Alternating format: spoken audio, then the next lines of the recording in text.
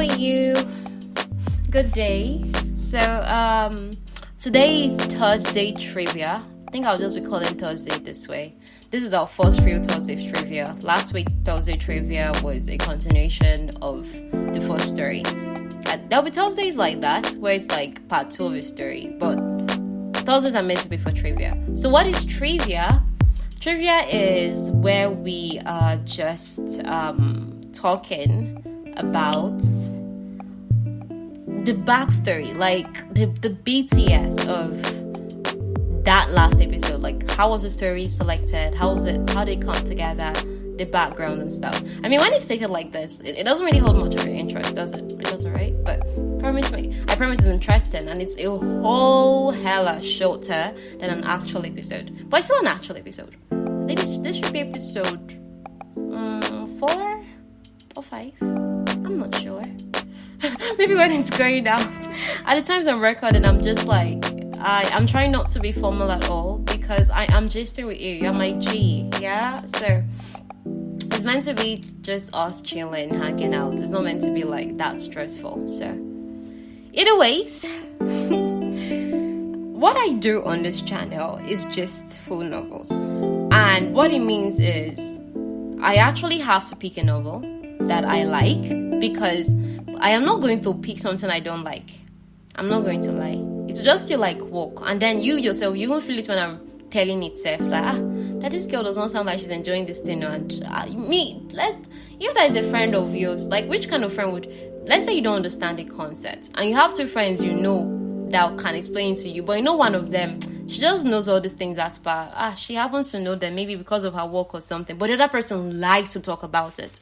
Oh my gosh, she's so enthusiastic. She'll use an example. She will tell it to, well, who would you rather go to?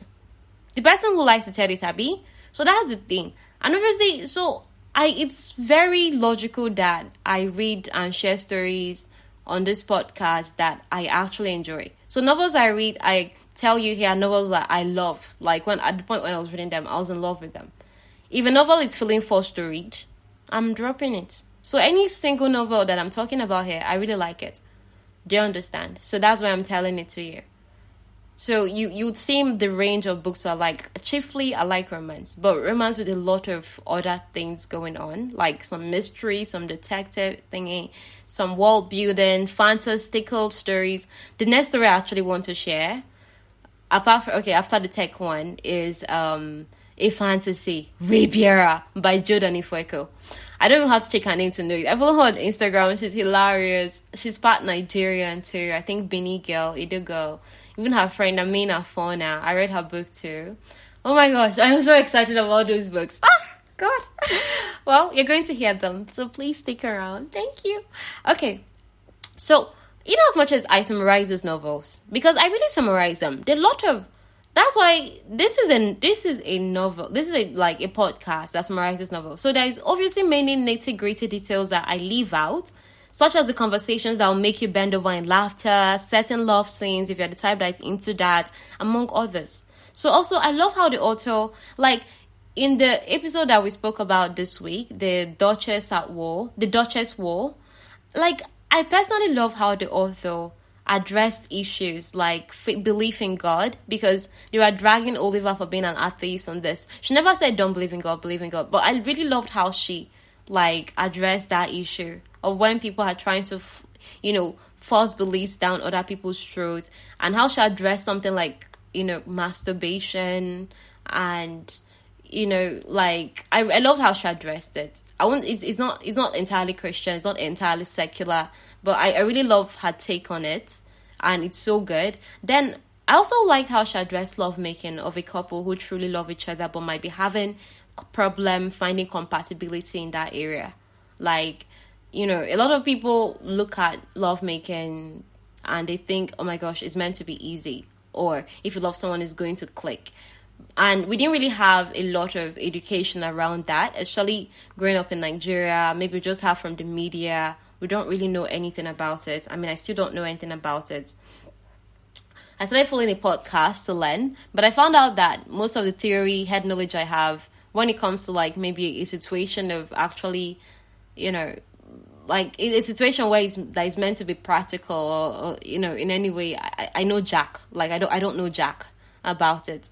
So I really love how she addressed it, because in that story, Robert was actually a virgin. He's actually a virgin, the Duke, and so is Minnie and stuff like that. So it was so awkward. The first night together was so awkward, but it's also hilarious. I mean, Robert was mad at himself, like, oh, I should know how to please my wife, kind of thing. And Minnie was all like patient, and she was just like, okay, when you're calm, we try again, like that kind of thing. She had that calmness to be like, I think it's just you having so much expectations of this and everything. And for people who really like the whole innocent idea, it's good to know that this couple really had nothing intimate going on between them until they actually got married. So it's so cool. And I love that innocence. I'm for it, all for it, actually. So anyhow, then also in sharing summaries and stories, you miss out tidbits. Like Lydia was actually engaged to Stevens, the Captain Stevens that was the guy that brought Minnie so much pain with his and pinned the blame on the wrong person. She was actually in a relationship with him. So when you read the story, the actual story, you can get more backstory of the love on the relationship Lydia had with Stevens, how she ended the things with him because she did. And then there is more backstory about the love and support Minnie had in her life, her aunts, how they were really there for her friends. Even though she had few options being, oh, get married or get destitute. So, very nasty options. And then she had a heavy past, but she had a lot of love and support in her life. So, you won't really see that in my summary, but those things were present in her life. And then this book made me cry. I really loved the genius, like the writer's genius. And it's so good to know that this book is part of a series. So Minnie and Robert will likely appear in other books of the series as a cameo, because obviously they'll still focus on the main couples in that story. But it's so good that, if I miss this couple, I can go read the other books in the series and meet them again and be like, oh yes, okay, so this is what was happening at this timeline. Okay. And then we'll still get to see a lot of Minnie's brains, because that lady is brainy, y'all. She's so brilliant. So that's the thing. So that's where we are at. Okay. I think there's Violet's story, there's Sebastian's story, there's Oliver's story. So Oliver's story, look at the highlights of Oliver's story here. Oliver's story is that he's more of this person's man of business now. The Duke's man of business, Robert's man of business. So obviously, he wasn't really even expecting to marry early or anything like that. I've not been in Oliver's head, not really. But the guy is just so chill. He's so calm. He's someone that he never really vexed for Oliver that, oh my goodness, you're the legitimate son and he tried to usurp the power or anything. Oliver is not like that. He never did any of that. So for Oliver, like, this is now his own story. And the girl that is the main lead that would eventually become his wife, before the girl met him, she'd heard of him. And, it was the season and the girl had such a hefty dowry on her head. So what the girl did was she tried to look as stupid as possible. Like, this girl would wear the most awful things that are so expensive, too busy clothing, so to convince men that she's stupid so that they wouldn't chase her. So even if you're attracted to her because of the money, by the time you are seeing her and how stupid she looks, you'll be like, I cannot keep up with this stupidity. Let me leave her alone. So that she just wanted to delay it so that she wouldn't get married off and leave her sister at home. Like her younger sister, I think they were living with an uncle or so then who wasn't so good to them. So she wanted to delay it until she came into a particular age and her sister could get married or live with her or something like that. I've not really read the story yet. So I just read a part of it, like a tidbit, like how they'll give you a sneak peek of a book so that you can get the full book and buy it. So anyhow, that's the position the main girl was in. So she was seeing Oliver as, he's going to be the worst of my suitors. He's kind of person that he'd be like a duke's son who has an inflated ego of himself. So he would want to marry me no matter how stupid I look. He's exactly the kind of person I want to be more dumb around. Do you understand?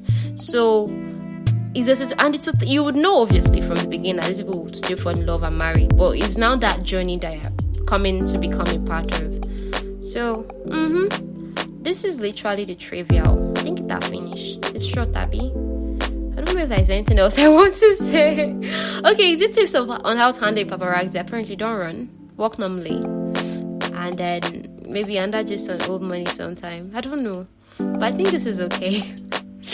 Alright, if there's maybe anything you want me to riff about, just let me know. Connect with me on Twitter, Ebunilo C, Ebunilo, my surname C, or on WhatsApp.